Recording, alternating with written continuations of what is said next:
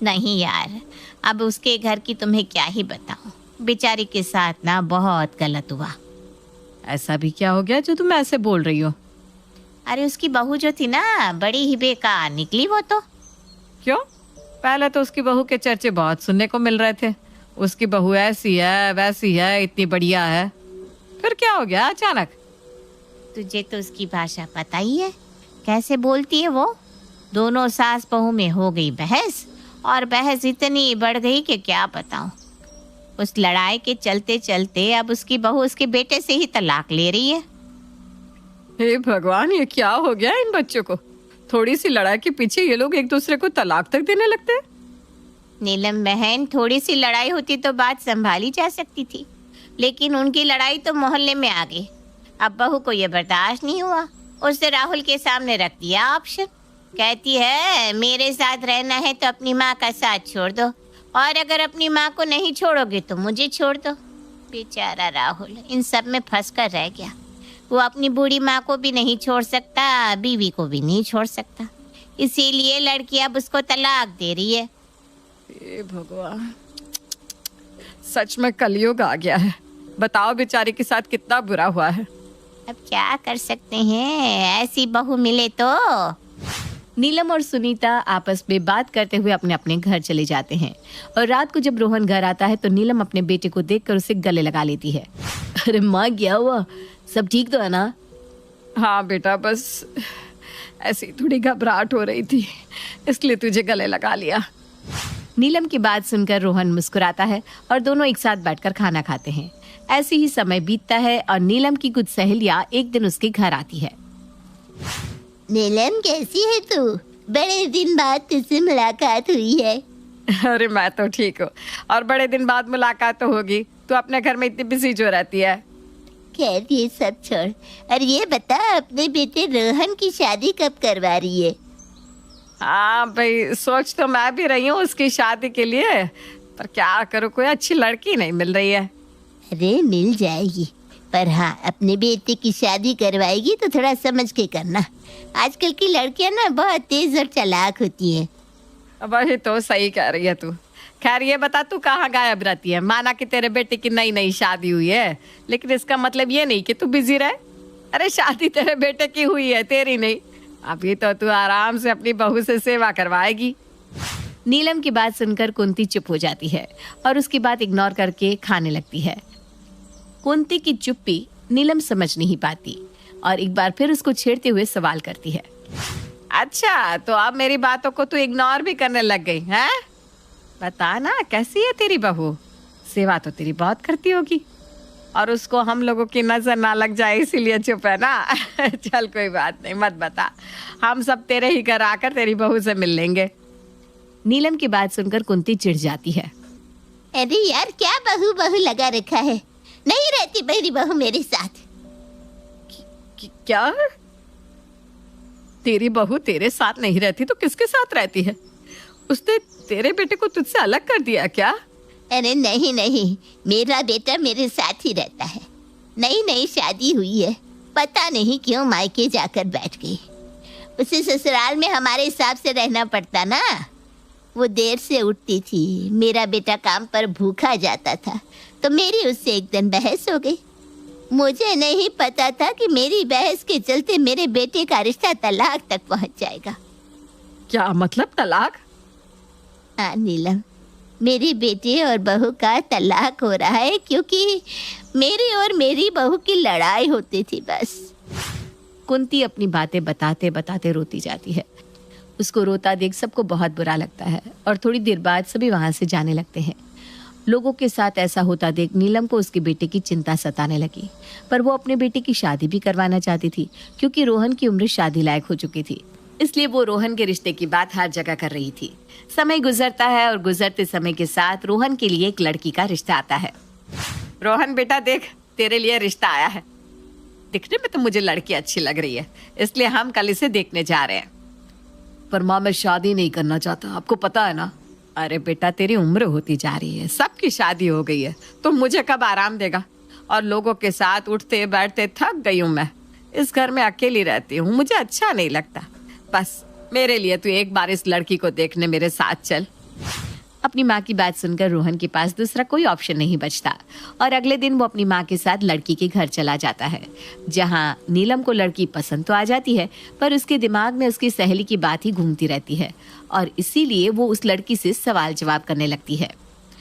अच्छा बेटा, मैं ये पूछ रही थी कि तुम्हें शादी के बाद करना क्या है? मेरा मतलब है कि शादी के बाद तुम्हें जॉब करनी है या फिर? आंटी जी, जैसे आप लोग मुझे रखना चाहें मैं वैसे रह लूंगी। अच्छा, अगर ऐसा है तो ठीक है। अच्छा, मान लो जैसे मैंने तुमसे लड़ाई करी तो क्या तुम मुझसे बदतमीजी करोगी? माँ, ये क्या पूछ रही हो? अरे तू चुप रह। हाँ तो बताओ बेटा, अगर मैंने तुम्हें कुछ कह दिया तो क्या तुम मुझसे बदतमीजी करोगी? नहीं आंटी जी, मैं ऐसा बिल्कुल नहीं करूंगी, बल्कि मैं तो चुप हो जाऊंगी जब आप गुस्सा करोगी तो। इस बुढ़िया को हो क्या गया है, मुझे ये इतना पका क्यों रही है? अच्छा, एक सवाल और। अगर मान लो हम लोगों की लड़ाई काफी हद तक बढ़ गई तो क्या तुम मेरे बेटे से तलाक ले लोगी? नीलम की ये बात सुनकर उस लड़की को गुस्सा आ जाता है। उम्र के साथ साथ आपका दिमाग भी पगला रहा है क्या? अरे हद होती है पागलों की तरह सवाल पे सवाल करे जा रही हैं आप। रहना आपको है या मुझे? और अगर आपको इतनी परेशानी है तो एक काम कीजिए, आप अपने बेटे से खुद ही शादी कर लीजिए। ना आपका बेटा आपसे दूर जाएगा और ना ही आपको अपने बेटे के लिए डर लगा रहेगा। उस लड़के की ये बात सुनकर रोहन का गुस्सा 7वें आसमान पर पहुंच जाता है। वो गुस्से में उस लड़की से कहता है, ये क्या बदतमीजी है? तुम तो अभी अपना रंग दिखा रही हो। अरे जो लड़की मेरी माँ की इज्जत नहीं कर रही है वो मेरे घर को क्या संभालेगी? मुझे तुमसे शादी करके अपने घर को बर्बाद नहीं करना है। चलो माँ। हाँ हाँ, मुझे भी तुमसे शादी नहीं करनी, जाओ जाओ। रोहन अपनी माँ को लेकर वहां से चला जाता है और घर जाकर अपनी माँ से कहता है, माँ ये क्या हो गया है? तुम इतना क्यों सोचती रहती हो? रोहन, मैं अपनी जुबान के चलते तुझे खोना नहीं चाहती, इसीलिए सोचा क्यों ना लड़की को पहले ही परख लूं। पर माँ हुआ क्या है आपको? मुझे कुछ तो बताओ। जब तक आप मुझे कुछ बताओगी नहीं मैं आपकी परेशानी का हल कैसे निकालूंगा? रोहन की बात सुनकर नीलम उसको अपने आस पड़ोस की घटनाओं के बारे में बताती है। बेटा, मुझे डर है, अगर कहीं मुझे भी ऐसी ही बहू मिल गई जो मेरे शब्दों को बर्दाश्त ना कर पाए तो मैं क्या करूंगी? मेरी लाइफ में तेरे सिवा कोई नहीं है। अगर तू मुझसे दूर हो गया तो, और अगर उसने ही तुझे मुझसे दूर कर दिया तो मैं तो जीते जी मर जाऊंगी। माँ कैसी बात कर रही हो? खबरदार जो दोबारा ये बात की तो। मैं कहीं नहीं जाऊंगा माँ, अब चिंता मत करो। और अब ये लड़कियां ढूंढना भी बंद कर दो क्योंकि आपको आपकी बहू छोड़कर कहीं नहीं जाएगी। पर तुझे कैसे पता मेरी बहू इतनी अच्छी मिलेगी? कहीं तूने? हाँ माँ, मैं एक लड़की से प्यार करता हूँ। उसका नाम कोमल है और आपको बता दूं वो वैसी ही है जैसी बहू आप चाहती है। इसलिए अब आप किसी को मेरी शादी के लिए मत कहिए। रोहन ने अपनी माँ को ये बात तो बोल दी थी, पर क्या सच में कोमल ऐसी थी? इस बात का पता तो तब चलता जब कोमल अपनी शादी करके नीलम के साथ रहने आती। रोहन ने जैसे तैसे अपनी माँ को ओवरथिंक करने से रोक लिया था। अगली सुबह जहाँ नीलम अपने बेटे की बात से खुश थी तो वहीं रोहन कोमल से मिलने जाता है। कोमल, तुम्हें एक गुड न्यूज देनी है। बोलो रोहन, क्या बात है? मैंने कल माँ से तुम्हारे लिए बात कर ली है और वो इस शादी के लिए मान गई है। लेकिन क्या रोहन? लेकिन वो चाहती है कि उनकी बहू हमेशा उनके साथ रहे। मतलब तुम समझ रही हो ना, माँ के पास कोई और है नहीं तो उन्हें डर लगा रहता है। कि मैं उनकी बेटी को उनसे दूर ना कर दूं। पर रोहन, तुम तो मुझे अच्छे से जानती हो ना, मैं ऐसी नहीं हूँ जो एक माँ को उसके बेटे से अलग कर दूं। हाँ मैं जानता हूँ, लेकिन कोमल तुम्हें बहुत गुस्सा आ जाता है और तुम जानती हो ना, माँ को भी छोटी छोटी बातों पर गुस्सा आ जाता है। हाँ मैं सब जानती हूँ, पर तुम मुझे ये सारी बात क्यों बता रहे हो रोहन? आखिर बात क्या है? कोमल की बात सुनकर रोहन उसको सारी बात बता देता है। अच्छा, तो तुम्हारी माँ को डर है कि कहीं मैं उनकी भाषा सुनकर लड़ाई ना कर लूं और तुम्हें तलाक ना दे दूं। सीरियसली तुम्हें लगता है मैं तुम्हारे साथ ऐसा करूंगी? तुम मेरे प्यार हो रोहन। मैं जानता हूँ कोमल, लेकिन फिर भी तुम्हें एक सास बनकर मैं बहू की ट्रेनिंग देना चाहता हूँ ताकि माँ कुछ भी कहे तो तुम माँ को पलटकर कुछ भी जवाब ना दो। उफ वो ठीक है, जैसा तुम्हें ठीक लगे। रोहन अब सास बनकर उसको ट्रेनिंग देने लगता है। समय गुजरता है और एक दिन कोमल रोहन के सामने खाना परोसती है। रोहन जैसे ही खाने का पहला निवाला मुंह में डालता है वैसे ही वो खाने को मुंह से निकाल कर कहता है, हे भगवान, इतना गंदा खाना! कोमल, तुम्हें तुम्हारी माँ ने खाना बनाना नहीं सिखाया है क्या? हाय हाय, पता नहीं क्या खिला दिया। रोहन के मुंह से ये बात सुनकर कोमल का पारा हाई हो जाता है। गुस्से में रोहन को सुनाने लगती है, ये तुम किस तरह की बात कर रहे हो? तुम्हारी हिम्मत कैसे हुई मेरे खाने और घर वालों के बारे में बोलने की? कोमल, कोमल शांत शांत, मैं बस तुम्हें ट्रेनिंग दे रहा हूँ यार। मैं तुम्हें ये सिखा रहा हूँ कि माँ ऐसा भी बोल सकती है और उस समय तुम्हें खामोशी से काम लेना है। बाद में भले ही तुम मुझ पर गुस्सा उतार लेना, पर अगर मेरा गुस्सा शांति नहीं हुआ तो? देखो कोमल, मेरी माँ भले ही चिड़चिड़ी है लेकिन है बहुत अच्छी और सपोर्टिव। बस उन्हें समझने की देरी है।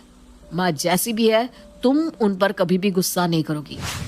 रोहन की बात सुनकर कोमल हंस पड़ती है और प्रॉमिस कर देती है कि वो कभी गुस्सा नहीं करेगी और उसकी माँ को समझने की कोशिश करेगी। ऐसे ही समय बीतता है और बीतते समय के साथ रोहन की शादी कोमल से हो जाती है। शादी के बाद कोमल अपने घर की जिम्मेदारियों को बखूबी निभाती है। पर कहते हैं ना, जहाँ चार बर्तन होते हैं वहाँ आवाज तो आती ही है। ठीक ऐसे ही इंसान एक दूसरे के साथ कितनी ही अच्छी तरह से क्यों ना रह ले, पर उनके बीच लड़ाई तो हो ही जाती है। ऐसे ही एक दिन कोमल सबके लिए खाना बना रही थी।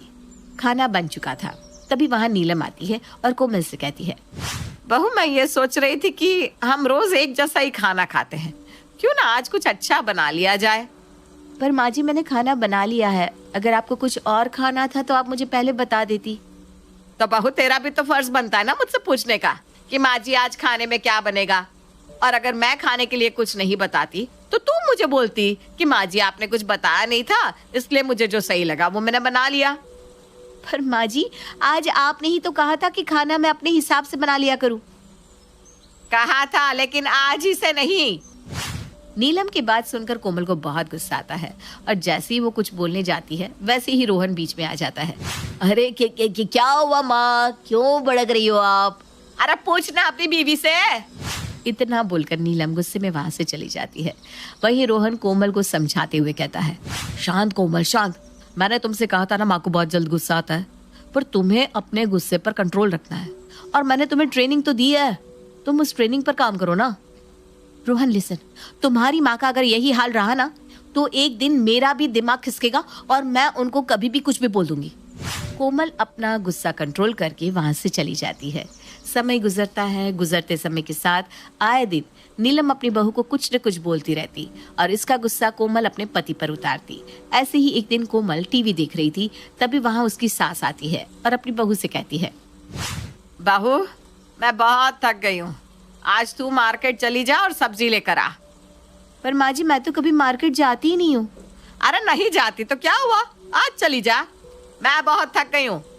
अपनी सास की बात सुनकर कोमल उस समय तो उनसे कुछ नहीं कहती, चुपचाप मार्केट चली जाती है।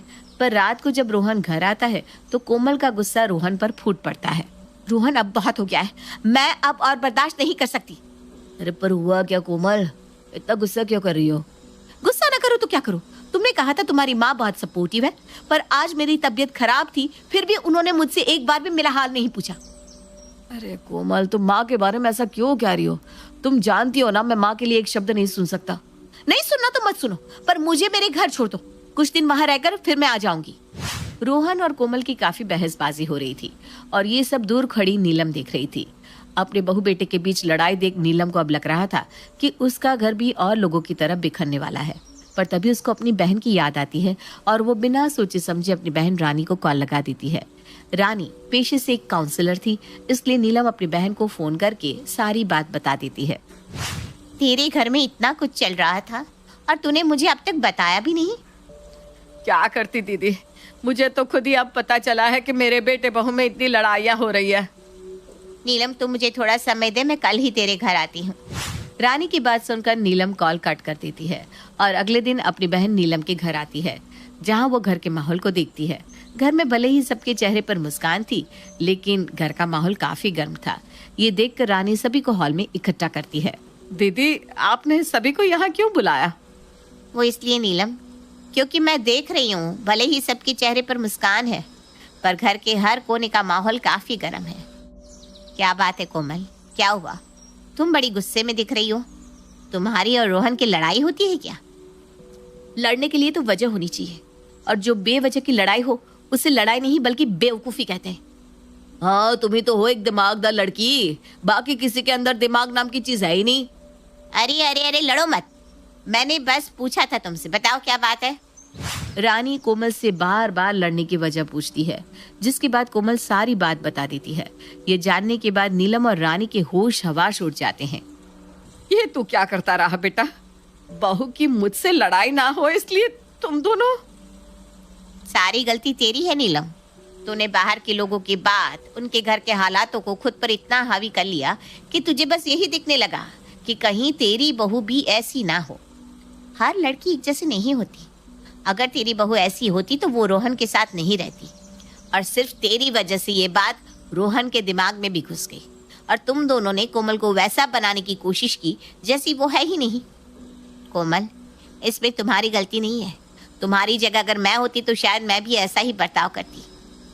पर नीलम, रोहन और कोमल, तुम लोगों में जब भी किसी बात को लेकर लड़ाई हो तो उसे उसी वक्त सुलझा लो, नहीं तो वो छोटी लड़ाई कब बड़ी बन जाएगी पता भी नहीं चलेगा। रानी की बात सुनकर रोहन और नीलम को अपनी गलती का एहसास होता है, जिसके बाद वो दोनों कोमल से माफी मांगते हैं। कोमल को अब अपने हिसाब से रहने को मिलने वाला था, इसलिए वो भी खुश हो जाती है, जिसके बाद वो सभी को माफ करके एक नई जिंदगी अपने ससुराल के साथ शुरू करती है।